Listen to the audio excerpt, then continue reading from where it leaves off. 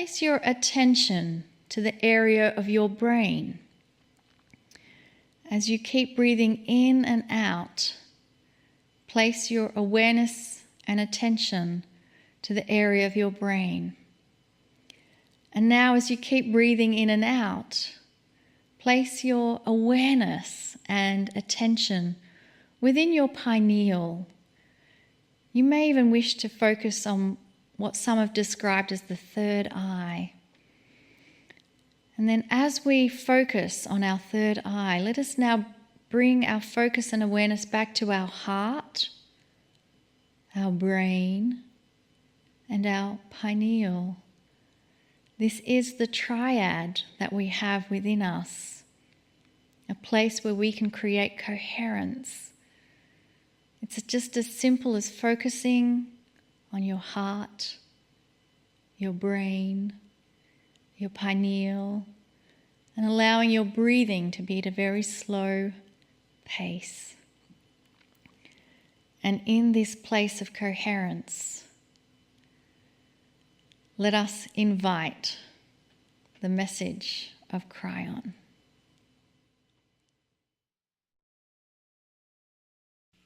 Greetings, dear ones. I'm Cryon of Magnetic Service.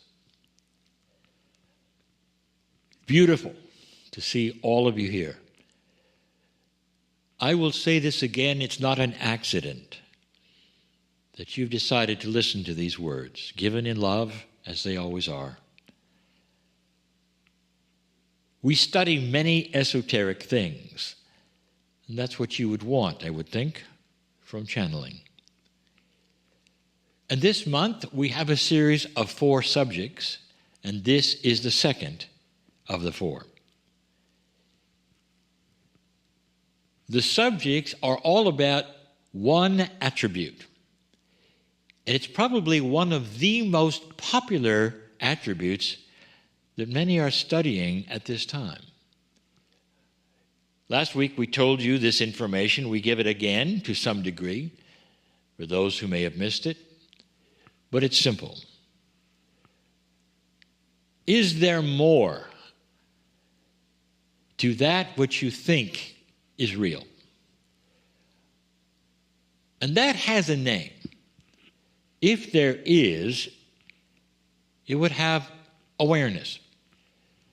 So you might say, okay, there is more, but I'm not aware of it. So we would say, let's study awareness. Awareness happens in many levels, and yet they're not levels. I'm going to explain that yet again. But first, another premise. This planet of yours is increasing in so many ways. We would say increasing in frequency. That would not be correct. If you had a measure of multidimensionality within a population, no matter how big or how small it would be a measure of awareness.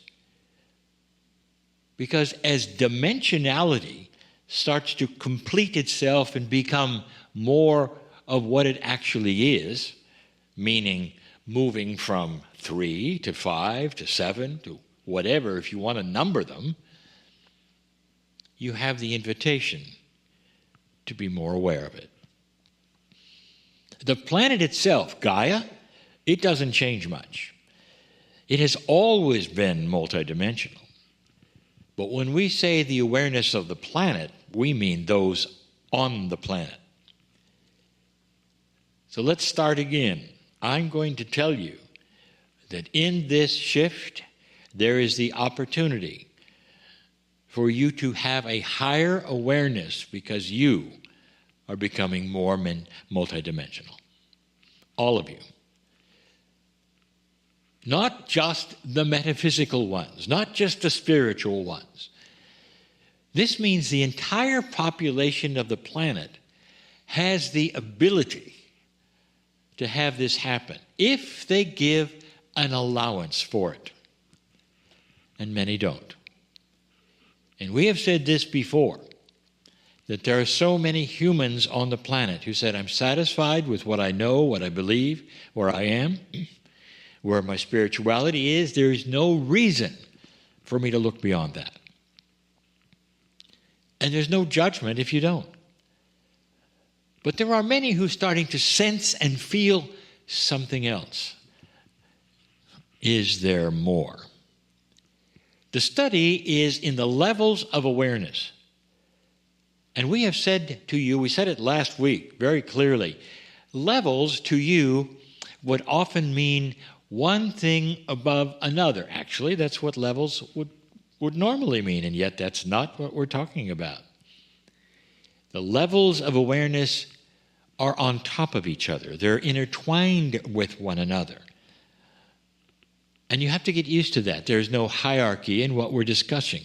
But there are no words for a multidimensional increase. So we'll use levels. Not only that, we're giving some other names. Living awareness. Now that's different.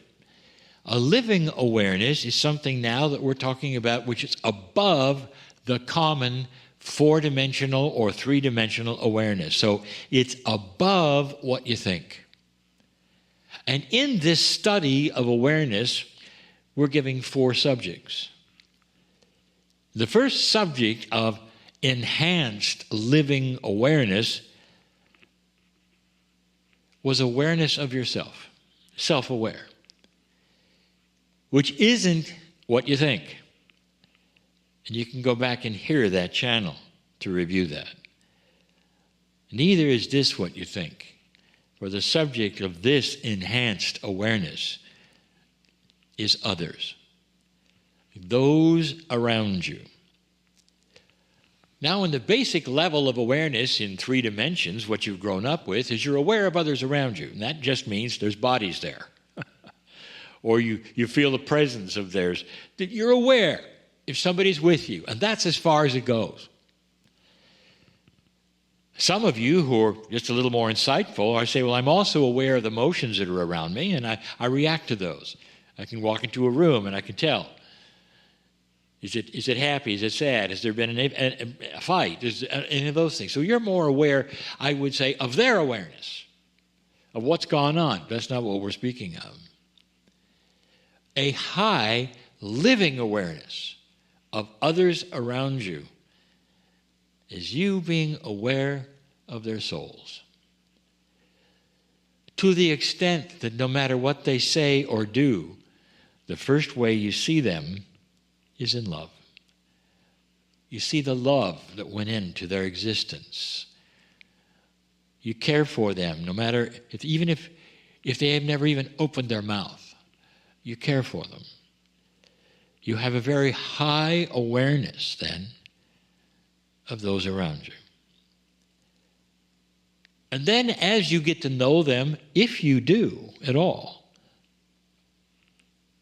that has to remain the highest awareness around them. They may open their mouth and in 3D you'd say, I don't like them. I wish I'd never heard from them, because perhaps they don't believe what you believe. Perhaps they've just opened their mouth and said something you don't agree with at all. In 3 dimensions, of course, that then changes your attitude, your chemistry, everything. But a high awareness doesn't change anything. You're simply aware they think differently than you think. But they're still filled with love and why they're here, what they've gone through, what caused them to be who they are, what level they might be at, where they might be in the scheme, you might say, of past lives on the planet. Are they wise old souls just waking up? Or did they just get here? All of those things is a high awareness of others.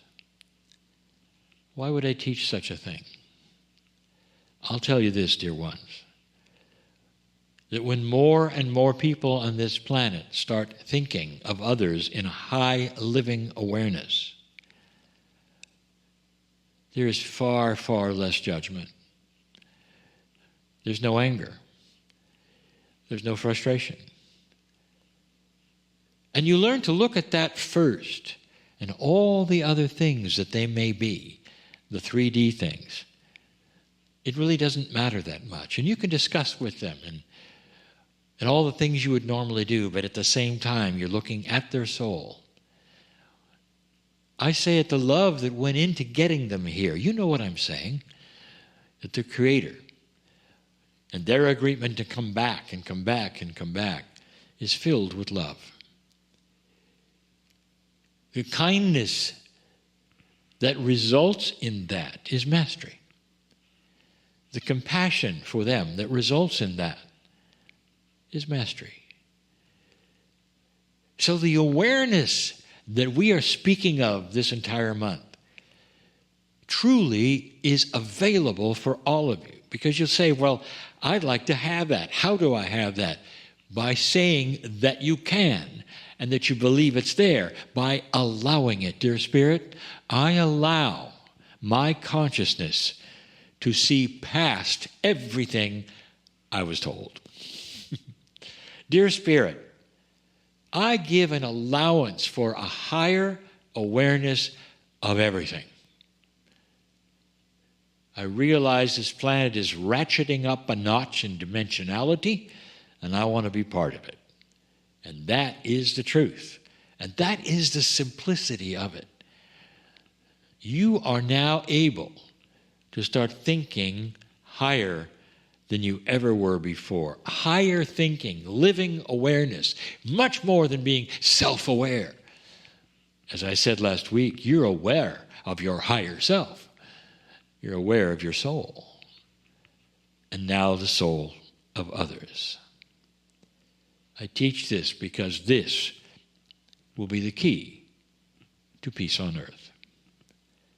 I'm Cryon, in love with all of you. And so it is to peace on earth. I'm Cryon, in love with all of you. And so it is.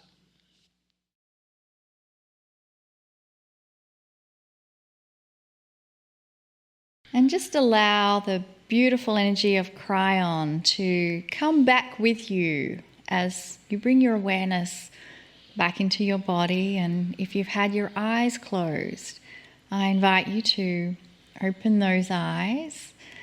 And we're going to move to another part of the program, and it's a wonderful part where we actually have another channeler joining us this evening. So we are in for an absolute treat. His name is Guy Needler, and he's coming to us from Wales, so I want to make sure he's on the Zoom feed with us. Guy, are you there? I am here, Monica, and hi, Lee. Good to be able to talk to you both. Oh, I love modern technology that we can just do this. I just love that he's a channeler. I know you do. Well, actually, more than just a channeler. Oh, yeah. There's other things that Guy has in common with Lee. So why don't you tell everyone about that? He's got a lot of things going on. Guy Needler initially was trained as a mechanical engineer and then quickly progressed to become a chartered electrical and electronics engineer. Folks, I love this guy already.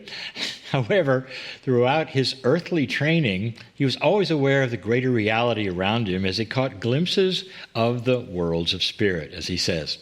From his teens to his early 20s, these glimpses drew him to read extensively the spiritual texts of the day and meditate intensively. And that's important to all of this. He took a break from this intensity until his late 30s, and then he dedicated 6 more years to become a Reiki master, and also pursuing a commitment to learn energy and vibrational therapy techniques from experts in the field.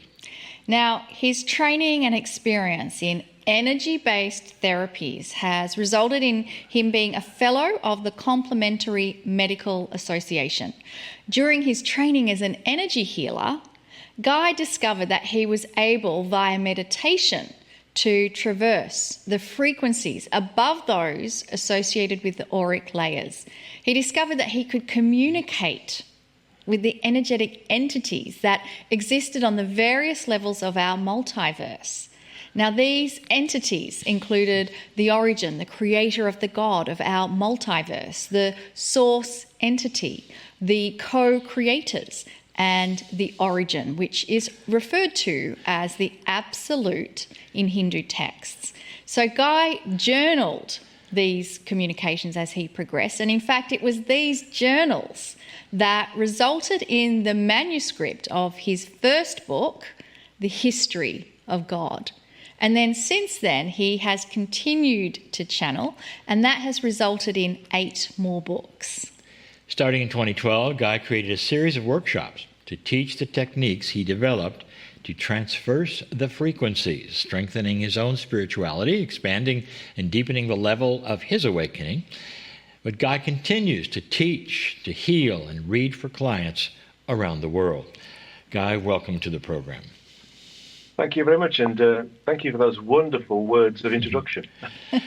I'm so excited just in everything you've done. You're really talking to the source, and this is what I feel and what I see in all that you're doing. I want you to tell us, going from an engineer, going from these earthly studies and all that, what happened to bring you here? Well, the only thing I can say is that it felt like it was something I was supposed to do. If I look right back into my teenage years, I had the feeling that what I was doing was right, what I was experiencing was right, what I was practicing, which is the meditation, was right. But I had to basically experience existence here first in a more in-depth way so that I could understand how to interact with people and give them the information that I basically get from everywhere, not just the source, but from anywhere within the multiverse and that which is beyond the multiverse. So I sort of had a calling, I guess. I can remember a long time ago we had a TV series by Franco Zaffarelli called Jesus of Nazareth with Robert Powell, and it's a fantastic series. And I remember seeing this on television, and I remember thinking to myself, if I was there, I would be following this man. I'd be there with them. And it was a really strange sort of feeling. And that sort of built upon previous feelings of not being from here, so to speak, not being worldly, not being limited to the material world.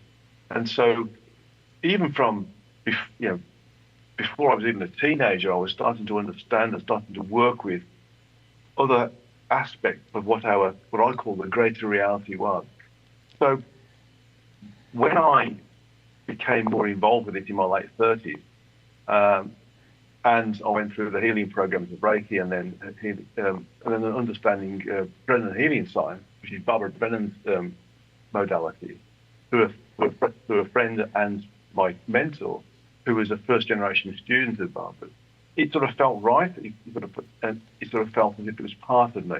But also, what was part of me was being able to connect with not just the clients who were healing, but also that which was beyond them, to understand not just more about them and how they needed to be healed and which direction they should go into, but also other knowledge on the side that was not specifically designed to help their clients, but it was more general knowledge. Sometimes that general knowledge became deep as well. So really the healing helped me start to become more connected. And as I started to realize that there was a potential process for getting more information and going further and further up the frequencies, as I call, I'm probably calling them frequencies because the multiverse is created through 3 levels of structure, and the frequencies are the basic level, and it's that which creates universal environment. But I started to understand that, in essence, there's more to existence than being here, clearly. And I've got a bigger role than just helping people get better. It's more to do with educating them. But first, I needed to educate myself. So I developed a process that allowed me to go to these different levels and robustly recommunicate with the entities that I was meeting at these different levels, and do it in a way that I could, do it in a repeatable, robust, and reliable way. And eventually, it got to the point where I could just go there because I'd practiced so much, I knew where to go intuitively rather than having to create a structure.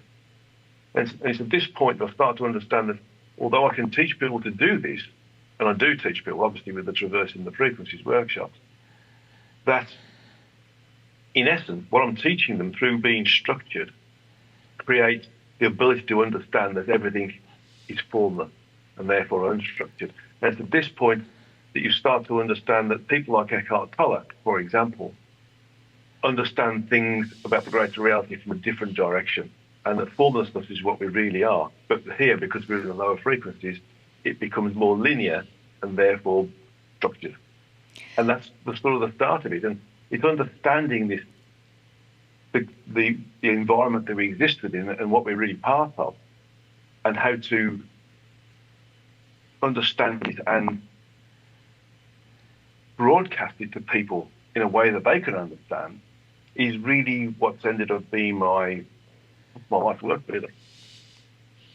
I love that you said everything is formless. Yeah. And the way that you worked through it is through structure.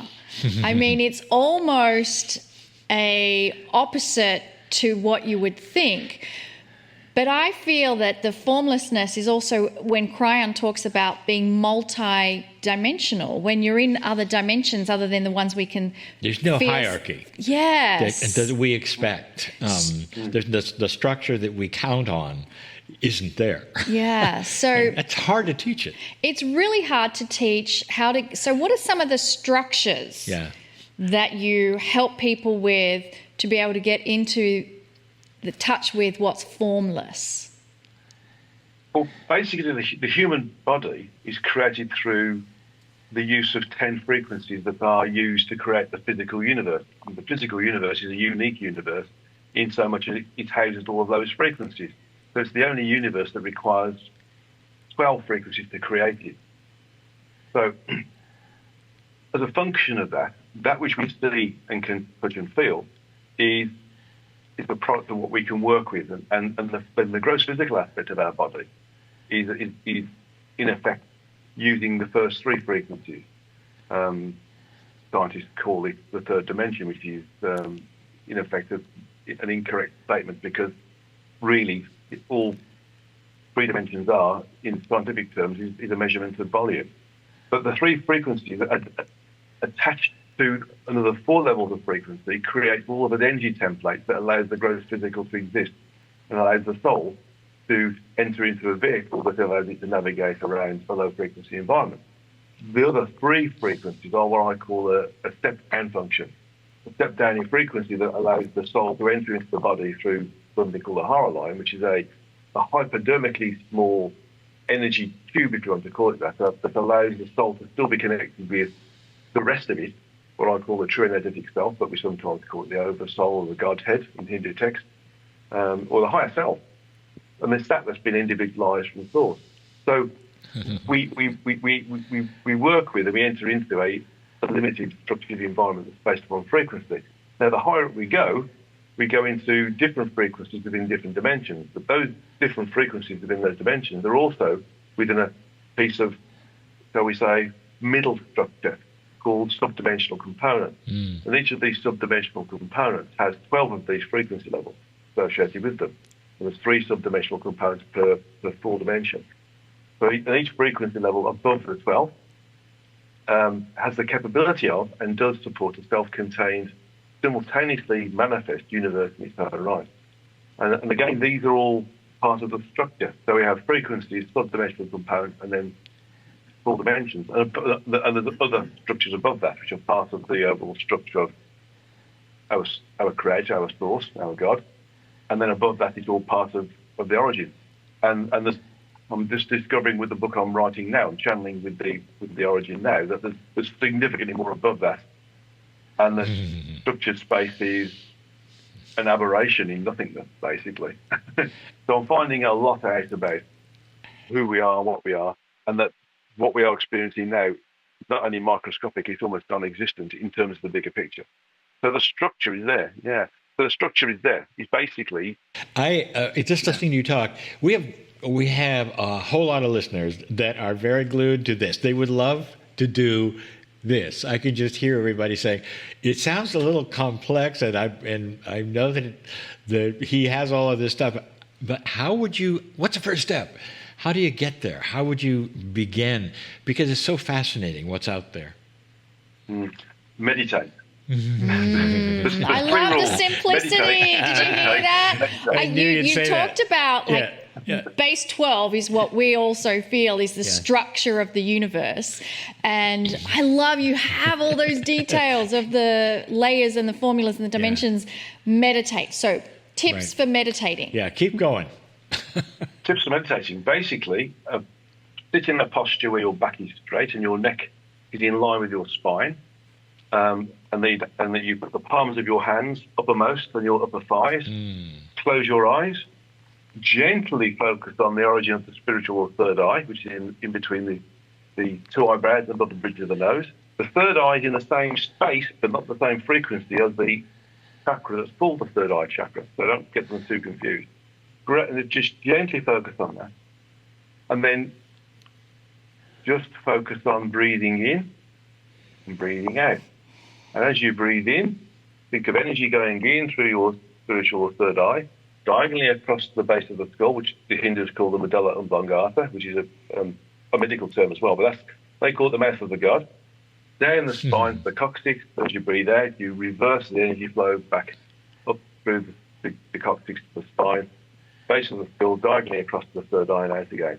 So as you're breathing in and breathing out, you're focusing on the breathing in and breathing out, but you're also focusing on the energy that's coming in through the third eye and down the spine and back up again. And eventually you'll start to feel the energy moving up and down.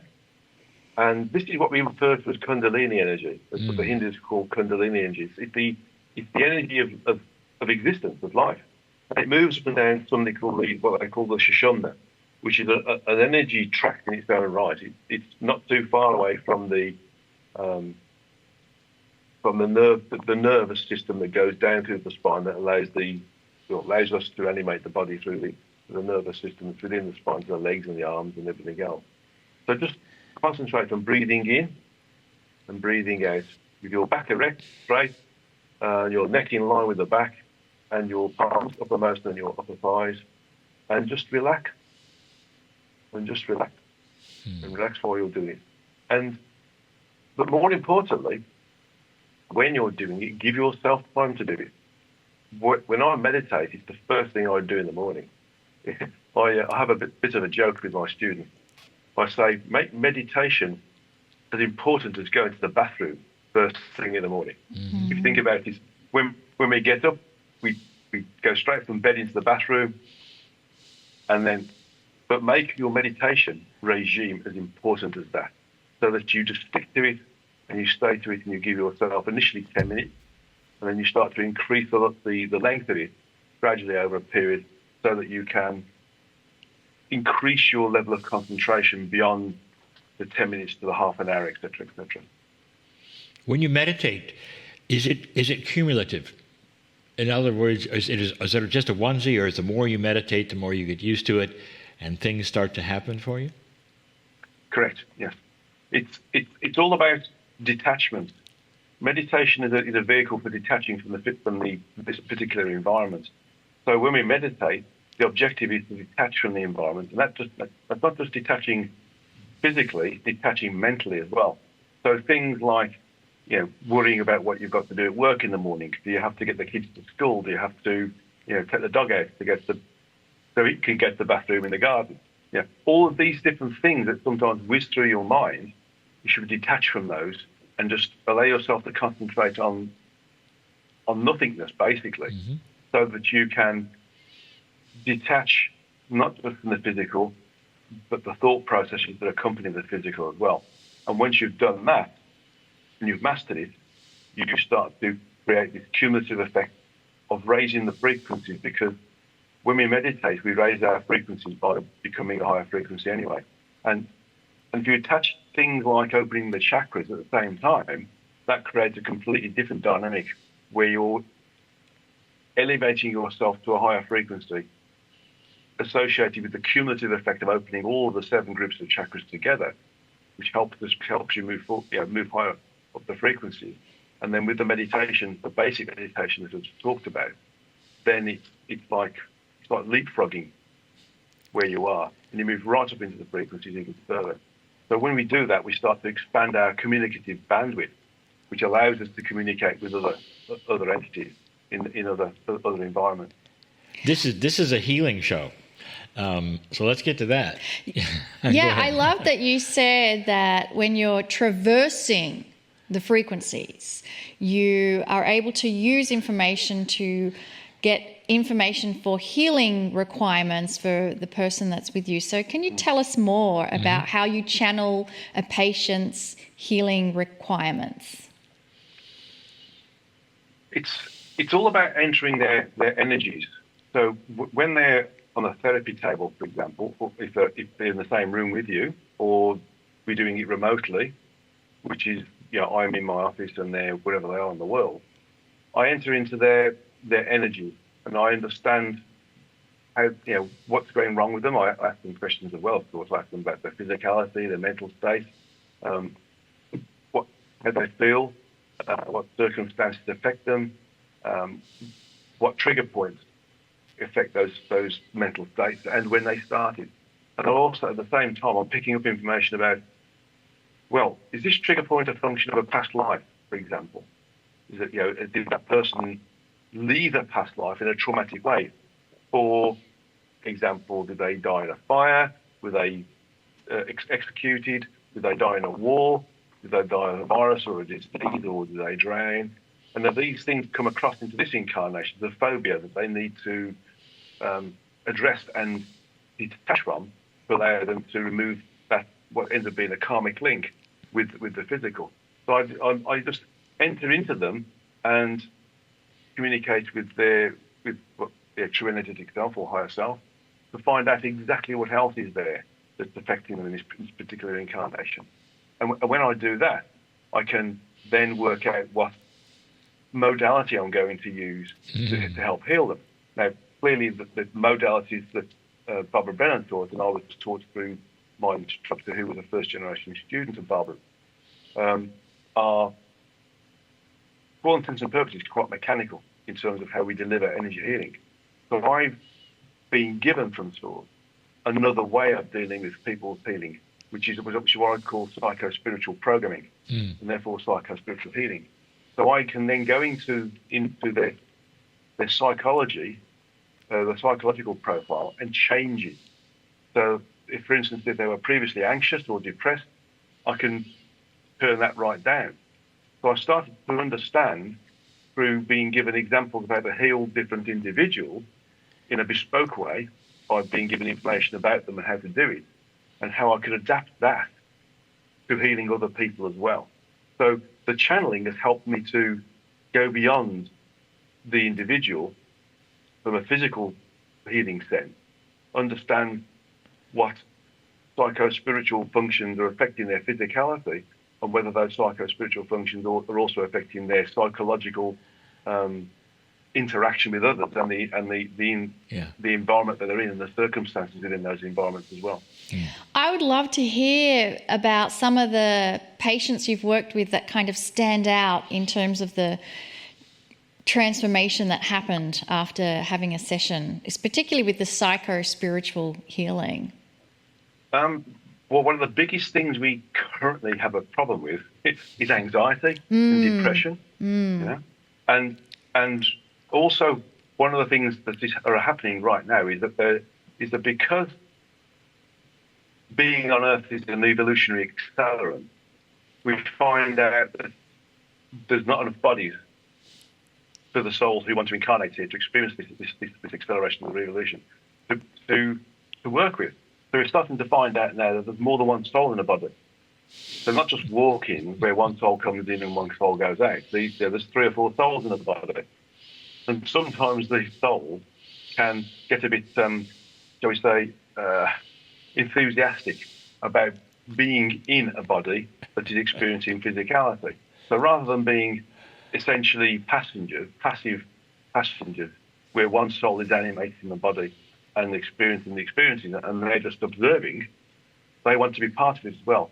That's when we start to get psychological issues, schizoid problems and those sorts of things. Or even, in fact, when certain individuals are a higher frequency, and they're not aware they're a higher frequency, and they start to see astral entities, for example, or other entities that are incarnate on the planet but of a higher frequency, and they're therefore outside of our visual range. So I've managed to, in those instances, compartmentalise the soul, so that bring them back into what we would call sanity, so that they're not, talking to different entities and that sort of stuff, or seeing them, or have removed these fears, fears, anxiety, concerns, being embarrassment, even things like stopping them from smoking, for example. That's the psychological side. With the physical side, one of the I suppose interesting examples would be a lady who I knew through somebody who was also into metaphysics, and they had a radio show themselves. I shan't name the individual, and that person had lots of ovarian cysts, and she was due to go into the hospital to have them removed. And I was asked if I would heal her. So I did quite a lengthy healing on this person, and I went into and removed them from all the different energy templates associated with the construct of the human body, the 7 energy templates, not the higher 3, the 8, 9, and 10 frequencies. And I removed them from the energy template, and I also turned off various aspects of her DNA programming that allowed ovarian cysts to be created. And we did the healing and said thank you very much. Next thing I know, about a week later, I get an email saying that she went to the doctors for the pre-med. They did another X-ray to make sure that everything was okay, ready to do the work, and they couldn't find the cysts at all. They're all gone. I love that. And they checked to make sure they hadn't made a mistake and got somebody else's X-rays. They did. They awesome. checked and they were typical. there. Yeah. Right. That is awesome. So I love that you brought up that we are through a period of incredible evolution on a galactic scale. Is there any advice that you can give for those who are awakening and feeling perhaps impatient with the rest of the planet who are not awakening? What advice do you have? 2 things. Seek good company. That means stay with people who are of a similar thought process, and don't worry if they progress beyond you or whether you progress beyond them. Work together to progress together, and also allow yourself to grow in an organic way, in a way that is achievable and robust and repeatable. And don't try to jump or cut corners. We're in a low frequency environment, and we need to have structure to be able to experience the unstructured, and therefore we need to have datums to work from. So use those datums, create your firm foundation, and use that firm foundation to allow you to move further and higher up the frequencies. So don't be impatient if you don't get things within the first year, 2 years, 3 years, 5 years. Keep doing it. Because although you think you're not progressing, you are, and it's just having stamina, metaphysical stamina. Just keep doing it, keep knowing it, that you're on the journey, that you're evolving. Don't think about it or believe it. Know that you are, and maintain that thought process, and you will. Beautiful advice. I want to let people know that Guy's website is Beyond the Source, all one word, .org. And I know, Guy, that you do one-on-one sessions, but you also do group sessions. Can you tell us a little bit about the group sessions that you do? Well, the group sessions are sometimes for people who want to be healed together with a partner, for example, or have a reading together. And that can be 1 person, 2 person, even if the children are there can do that.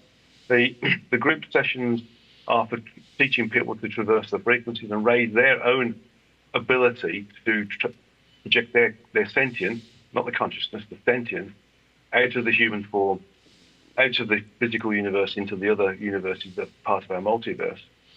And also I'm teaching people to to the healing work that I do, the different healing modalities that I do as well. So the groups, there's three sort of levels of group sessions. One is to do with healing people together, if they're family members, for example, or partners. The other is to teach people to project their consciousness into the multiverse and experience communication directly with source and other entities within the structure that is the source. And the other is to help them become robust and professional healers in every sense of the word. Beautiful. So I want to again remind people that you are listening to a channeler who is talking about using structure to get in touch with that which is unstructured. That's amazing. Do you feel that too, Lee? I do. This is everything that we've ever taught and more. For instance, you're the only one guy who's ever mentioned that there's more than one soul. And this has been the channeling for 32 years. Cryon even calls it soul sharing. And people don't want to go there because the linearity of it is we are individuals and we want to look in the mirror and see one face, one soul, one personality, one structure. And it's just not that way. That's right.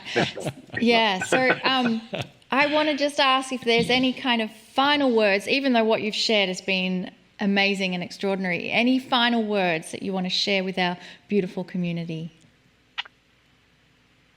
The best way to think of this is that we're all one. We're all in smaller individualized units of the source. And so everybody we meet is part of us and we're part of them because we're all part of the source. So why discriminate against each other? Why be angry with each other? Why not just help each other and be of service to each other so that we can all evolve together? That's it. Just work together, be of service to each other. Don't take pity, but just help. If just taking pity is just a momentary thought process, but help each other to progress, be of service to each other, and recognise that, irrespective of whatever body we've got, whether it's disabled, whether it's male, female, whether it's got different skin colour, it doesn't matter. We've done our best to get here.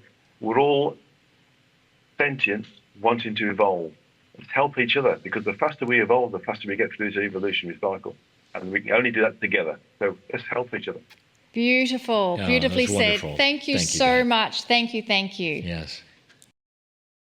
Wonderful. Well, what a sweetheart. I can't believe that our conversation time is up. And I'm just going to take that. Be together, help each other. We're all in it together. So let's now take a 10-minute break and we'll see you back here all together as one for the Circle of 12.